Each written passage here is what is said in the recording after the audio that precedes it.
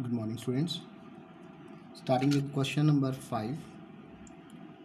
Find the slope of line which passes through the origin and the midpoint of the line joining point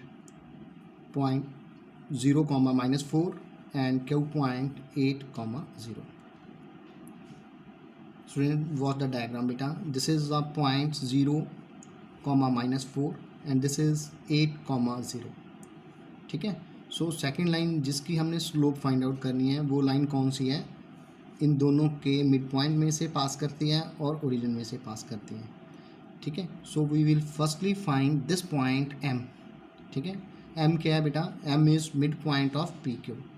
तो midpoint का formula क्या होता है बेटे? x1 plus x2 over 2, y1 plus y2 over 2. We will find the point 4, -2 and second point is O, that is origin 0, 0.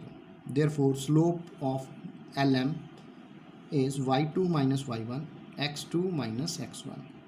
ठीक है जी. So y2 is -2 and y1 is 0, x2 is 4 and x1 is 0. So we get slope of the line -1/2. आपने ध्यान से देखना है बेटा slope का formula क्या है, पॉइंट कौन से दिए हुए हैं. ठीक है. उसके बाद जस्ट वैल्यू फिल करनी है आपने और कोई खास काम नहीं है. ठीक है. क्वेश्चन नंबर 6 बेटा. Without using Pythagoras theorem show that this point and this point are the vertices of right triangle. तो बेटा ये ऑलरेडी हमने क्वेश्चन किया था विद पाइथागोरस थ्योरम. तो हम तब कैसे करते थे? डिस्टेंस फाइंड आउट करते थे. डिस्टेंस फाइंड आउट करके देन उससे पाइथागोरस का रिलेशन बनाते थे. Hypotenuse square is equal to base square plus perpendicular square. But अब उसने बोला है विदाउट यूजिंग. ठीक है बेटा. तो विदाउट यूजिंग कैसे करना है? हमने पहले स्लोप निकाल लेनी है हमने पी क्यू की. ठीक है. स्लोप हमें निकालनी आती है बेटे.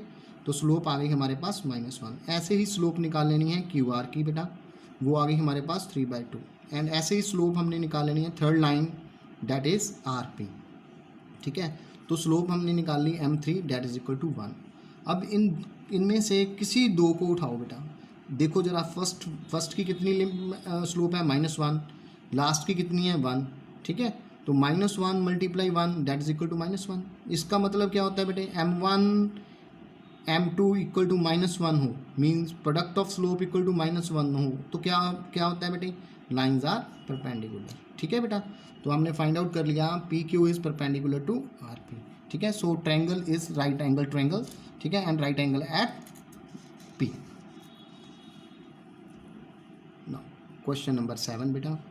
Find the slope of the line which makes the angle of 30 degree with the positive direction of y axis measure long and anti clockwise. ठीक है. हमेशा याद रखना है बेटे आपने जब भी ज्योमेट्री आई है तो उसमें आपके पास जो क्वेश्चन है ना, वो स्टेटमेंट है जो बहुत इंपॉर्टेंट है. ठीक है. वाई एक्सिस के साथ एंटी क्लॉकवाइज एंगल बनाया 30 डिग्री. देखो मैंने डायग्राम में बनाया है एंटी क्लॉकवाइज 30 डिग्री. ठीक है. तो हमारे पास स्लोप किसकी होती है इस लाइन की? This is given by theta. तो मतलब हमने सबसे पहले थीटा फाइंड आउट करना है. तो थीटा कैसे फाइंड आउट करेंगे? Theta is equal to 1 + 90 degree by exterior angle property बेटा. एंगल 1 कितना है? 30 डिग्री, वर्टिकल ऑपोजिट एंगल. ठीक है बेटा. तो theta is equal to 120 degree हो गया. तो स्लोप क्या होती है बेटे? m is equal to tan 120. ठीक है बेटा. तो tan 120 को हमने कैसे लिखना है बेटे? 90 + 30. tan 90 + 30 is equal to -cot 30 that is equal to -√3.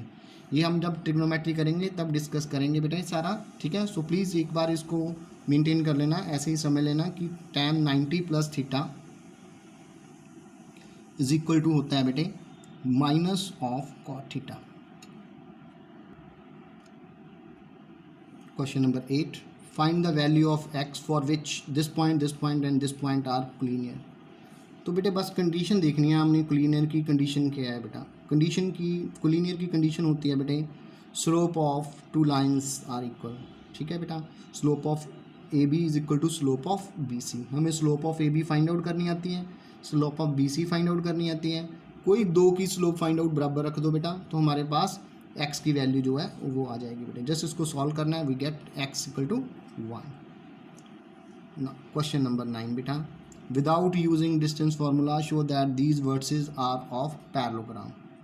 ठीक है बेटा, तो पैरेललोग्राम की कंडीशन हमने सोचनी है। सबसे पहले पैरेललोग्राम में होता क्या है बेटा, ये हमें बेसिक नॉलेज पता है कि पैरेललोग्राम की ऑपोजिट साइड्स पैरेलल होती हैं बेटा।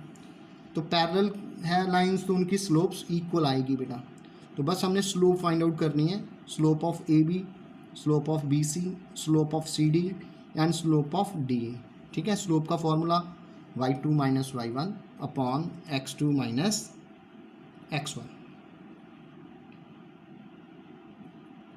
राइट बेटा।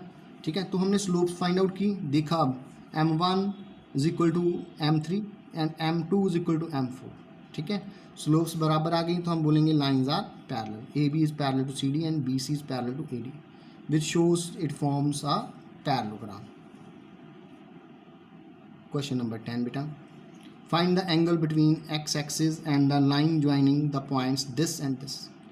ठीक है, एंगल फाइंड आउट करना है बेटा, कोई खास काम नहीं है, बस यहाँ से हमने स्लोप फाइंड आउट कर लेनी है, इस पॉइंट और इस पॉइंट से। Slope of P Q is y2 minus y1 upon x2 minus x1।